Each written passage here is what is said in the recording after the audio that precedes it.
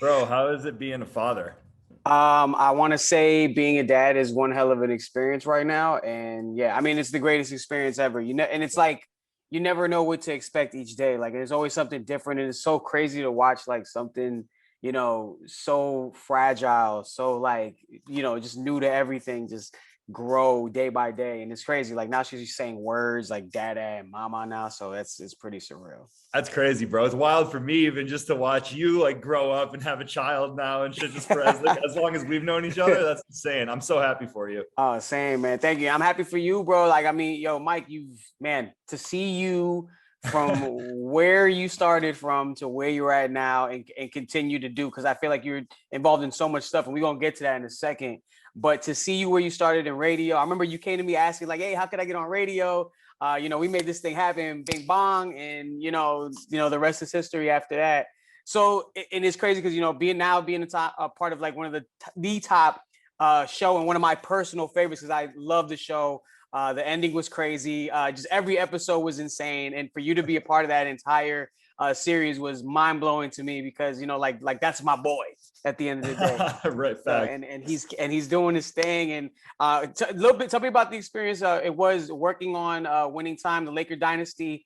Just and how you got involved in the first place. Yeah, first off, brother, thank you so much for having me on. And I literally was having some nostalgia this morning, even as we were preparing for this, because it literally, as you touched upon, it brought me back to like when I was still in like my Xavier and Middletown High days, and like then when I went over to Bates. So all of this came full circle from me and you first meeting, actually, because I tell everybody this goes back to giving you credit to helping me break into media. Obviously, with you being such a huge influential person in Connecticut, everybody knew who you were. And you were someone that I looked up to growing up. So, as I saw you make a name for yourself in Connecticut, I remember coming up to you and saying like, Joey, like, how do I make this happen? Being that we were mutual friends through Andre, I was like, I'm willing to put in the work, but just kind of show me my way. And that's really been the story of my entire career. You pointing me in the right direction to the internship, then ultimately led to years of being a producer for Maury over at NBC. That ended up leading to me saying I wanted to do more on camera work, which then did 2 seasons of I Love a Mama's Boy on TLC with my mom and Steph Wrestler. Then after that, ended up coming out to LA because I said, film and TV seems for me, modeling is going well. And then 3 days into moving to LA, just kind of taking a shot in the dark, what's it called? A casting director had actually reached out to me and said, hey, like, do you still play basketball? And I was like, of course, I'm a natural born hooper. I played in college, all that. And he was like, well, there's actually a new show about the Lakers coming out. It was supposed to be casted back in 2019, but because of COVID, it got pushed back to 21. So lucky for me, it had just started picking up again right when I moved to LA. So they had me come in, do an audition. All the speaking roles had already been filled for season 1, but they were like, we really love you. We'd love to have you on set. So they had me do some flashback scenes. So I originally had started as young Jerry West in episode 1. When they do the flashback from the golf course to show Jerry West playing basketball, that's all me, all those black and white highlights. Then they gave me the opportunity to stay on the series and play Chris Ford on the Celtics, the underhand free throw for Rick Barry when they played the Rockets. That was me as well. So like I got to stay on board and learn as much as I could from these actors and kind of just patiently waiting my time to be able to actually make a splash in the series. And fortunately for me, as time went on, I learned more, I gained more rapport with the producers and directors, and a speaking role actually ended up opening up towards the later half of the season. So I ended up coming in, auditioning, getting that role. And that was in the character of Brad Holland, which picks up towards the end of season 1. So you'll see me a little bit, but then season 2, I expect that to really start to take off more. So we just got renewed and we're getting ready to ramp up filming this next one. Oh, I'm super hyped. Do you know when you're going to start filming for season 2? So right now it's still kind of up in talks, but I think late summer we're going to start ramping things up. But I know pre-production is starting to get going now. So that's what's up. And I remember seeing you in the last episode, and I've always watched closely to see when my man's gonna pop up. And I knew that was you because I thought you were just playing Brad Holland. And I'm like, hold up, was he playing the Celtics player too? I didn't remember if he did that or he's playing with Rick Barry at the free throw line. Like, then I was like, okay, I saw how they were using you like kind of a, a Swiss Army guy. You know what I'm saying? Like you can pretty much do it all. Exactly. And it shows to your career and where you're at right now. I feel like you've done it all. You've done the radio thing. You've done the TV side. Now you're behind screen, doing a lot of things. So I feel like a lot of those elements and basketball obviously playing a part for you understanding not only the business, but also the sport. I mean, it was fitting for you to be a part of this situation. So for you to be in this show was pretty awesome. Now, did you have to help any of these guys out as far as like basketball wise? Because I know a lot of these actors are probably not basketball savvy. So were those ever, conversations with, the Quincy Isaiahs and, the John C. Reillys? Did you ever, or my man who played Jerry West, like, did you have those kind of conversations with them and try to help them out understand the game or anything? So, that's actually a great point and a great question. There was a ton of collaborative effort on this set. That's the thing I think I'm the most grateful for. These guys are professional actors, and obviously I'm more new to the space in terms of like the acting scripted side of things. So these guys would work with me on my craft, give me all different types of advice in terms of like the performance side of things. And I was one of the few actors on the cast that actually did have real college basketball experience. So it was a real give and take relationship where we were able to help each other out and always uplift each other, no matter who had strengths where, you know what I mean? Like, there's so much that went into this filming that there was days that we had random scenes. We shot something in the basement of the Biltmore, which was all performance. It's like, I'm leaning heavy on the actors for that kind of day. But then a day when we're like, oh, we have to recreate, Kareem pinning the shot off the backboard, then that's kind of where, my expertise might come in and be a little bit more realistic too. So that was always helpful. And then also HBO does a fantastic job of putting professionals in the right places. So they also have a guy named Don Ravine who has done a zillion workouts. He's trained with all of the greats from, Kobe to Steph to Shaq to, KD, everybody. So, working with Edon and having him on set to coordinate a lot of this stuff was also very beneficial. So it was like a huge crew and everyone just helped each other pull through it. It was like a fun, exhausting project, but we relied on everyone's strengths. It's so dope, man. It's crazy because, you're playing in a show that, involves the sport that you grew up playing and that you love. What was the cool thing about the series? I know for me it was finding out all these crazy little details, and some of it obviously is dramatization for the show. But I think the craziest moment for me in the show was when Magic turned down Nike to take Converse. And to this day, and I love when they break the fourth wall and they look, and it's like, yeah, he regrets this like later down the road, and they look at the camera. So that was like probably the biggest thing for me that I thought that was pretty intense as far as story wise. What was a crazy like Lakers story that you probably like, well, damn, I didn't know this, that, while you were reading the script? I guess I didn't realize how much drama took place in the front office before they ever even played a game.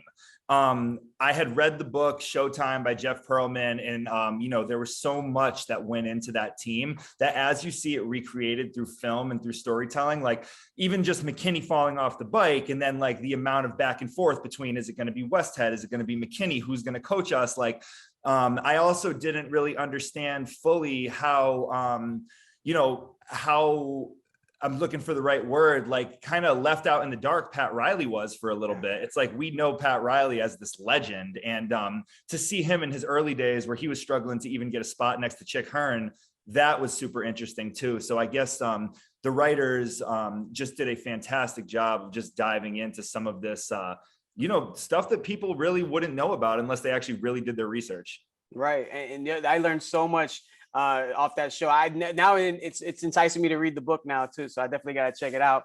Yeah. You're around a lot of great actors too. You got, obviously John C. Reilly, which we know from Step Brothers, and you see him, play a role that's comedic at times, but it's very serious. I feel like he really broke down at certain points in this series, especially at the point when his mother passes. Was there anything that you absorbed from like watching him or some of the guys like Adrian Brody?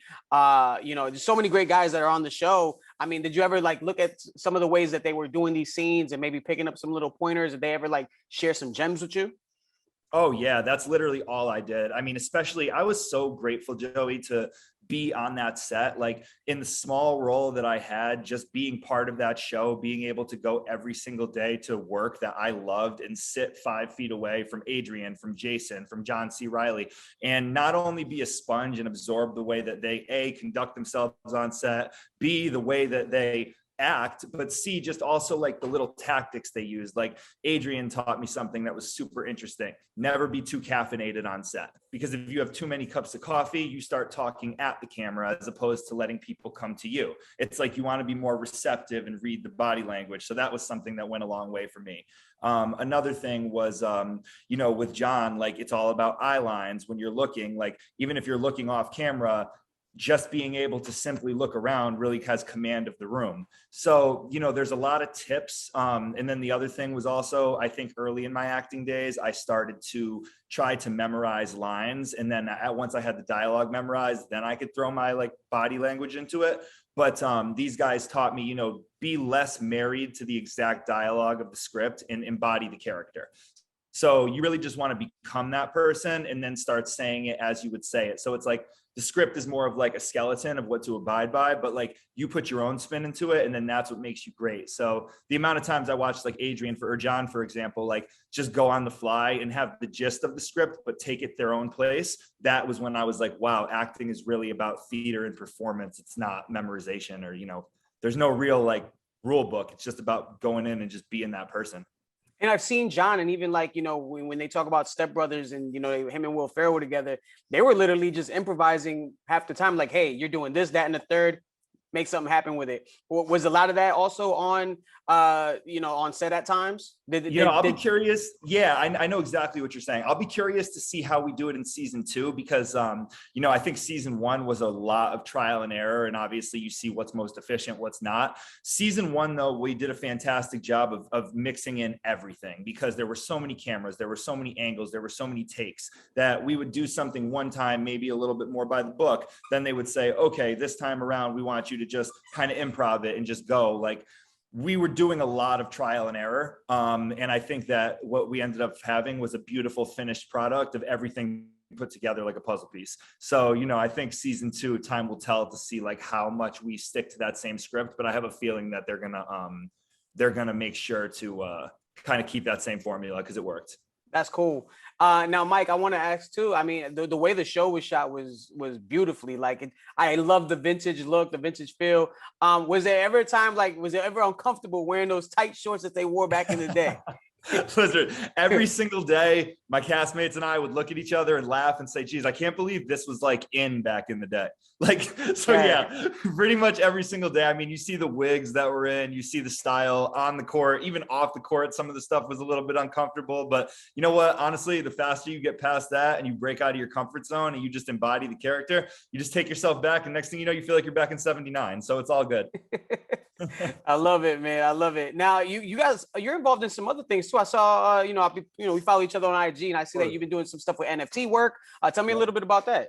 Yeah. So, after the second season of I Love a Mama's Boy came up, my international following got a lot bigger, and had a lot of fans in Taiwan reaching out and asking to connect, and just had a bunch of DMs every single day. And it's like, there were so many times that I wanted to interact with these fans and like get back to these people, but it's like, you can only do so many cameos or so many DMs or whatever. So I was like, how can I find a way to kind of encompass all of this together?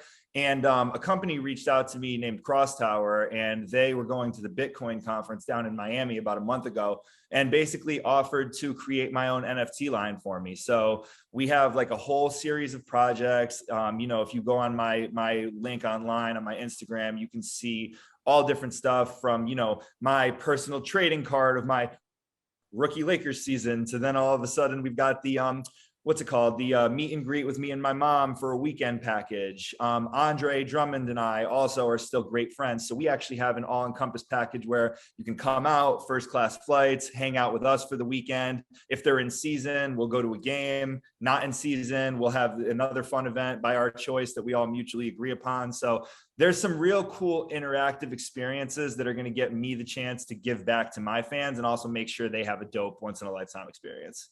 That's cool, man. Can they still get involved, or you already done and everything's set? Yeah, now? no, thank you, brother. And it's out there. So what I Okay. did, my whole thing was that this is like a long-term game. I got a great team who's managing this for me. So basically anyone goes up, they can go pay right through the portal that I have online, but I made everything super, super affordable and reasonable. And yeah, it's really just an opportunity to be able to give back to the fans. So that's going to be up there for the long haul. So, you know, if it's now or if it's a year from now, feel free to indulge. That's good. And how much does mom have an influence now on your love life still? Oh boy, you know, mom's always got to be happy. I want to say that it's probably a little bit less than some of the people out there may think, but yeah, I've got a new girlfriend who just Instagram just met the other day. I saw, yes, I really, peeped. That's why I asked. yeah. My comment section was a little flooded on that one, but no, it's all love. They have yet to meet, so I'm a little bit nervous about that one, but I think all is going to go well. All right, would there be like a season of that, or are you going to document that?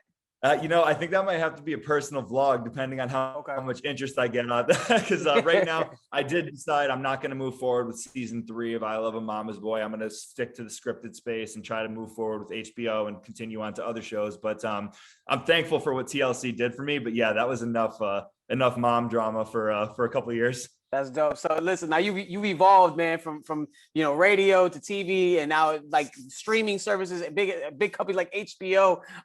You know, are you reading scripts now for movies? What's the deal? Yeah, so that's actually my next step. You know, this whole Lakers series was so unexpected and came about as such a blessing. I realized that I have a newfound passion. I realized I have something that I am naturally pretty good at. So I have been, you know, working with my managers, getting more auditions. I've been reading for a couple different roles, one for Amazon Prime, a couple for another Netflix, a couple other big networks. So, you know, it's constantly a grind. Everything is very day to day out here in LA, but everything's moving in the right direction. And I'm very fortunate that we just got renewed for season 2. So yeah, I'm just excited to just keep working, and sky's the limit, you know? Hey, and if they you know, they need a DJ for one of the scenes, because I know Jerry Buss had a you know, a club in the Forum back in the day. You know what I'm saying? So we might just have to put you in some of those fight shorts. Hey, screw it! I'll do it. Let's get it. That sounds like a plan, brother. I got you. And listen, man, you know, I'm a big nerd. I love Marvel, DC, and stuff. Do you see yourself playing a superhero? That is literally my all-time goal, is to be a lead in a Marvel movie. I've gotten that from many agents, casting directors. The thing is, that is like, I'm humble enough to admit that my acting isn't there yet. So that is what I'm working towards. Like, that's like my 5-year plan, is you're going to see me as like the next Superman or something. Hey, I need a red carpet ticket, bro. I just need to be outside. You know what I'm saying? Amen, brother. I got you. I got you. My man, got you, dog, forever. Yo, I wouldn't even be here if it wasn't for you helping me get into radio. So I owe this all to you. Listen, man, I just opened the door, man. You did the work and you took off, man. I respect that, man. I see good talent, and I always try to put people in the best place and position as possible. So, and you did something with it, and I'm proud of you. That's love, bro. Thank you so much. Love, man. Mike Boornanzian, make sure you follow him. Where can they follow you at on the gram? At Mike Boorn, MikeBoorn. Bet that, man. And where could they also tap in with the NFTs? Oh, so in my bio, go to Hubi/Mike Boorn. You'll see that right in my Instagram bio. That has a link to everything from Cameo to NFTs to, if you like C4 and you're a gym freak, I got codes on that. Go check it out. We got everything for you guys. I need that C4, man. I'm trying to get myself right. You know what I mean? Let's go, brother. We're due for a workout. Next time I pull up on you, we're coming up. Yes. You're in Tampa area. You and Derek, if you guys pull up, let me know, so that way we can, you know, set some up. We'll have a good time. Amen, brother. We'll catch a Bucks game too if you happen to come out during the season too. So yes, dude. That's long overdue. All right, bro. All right, Joey. Thank you, brother. Appreciate you so much.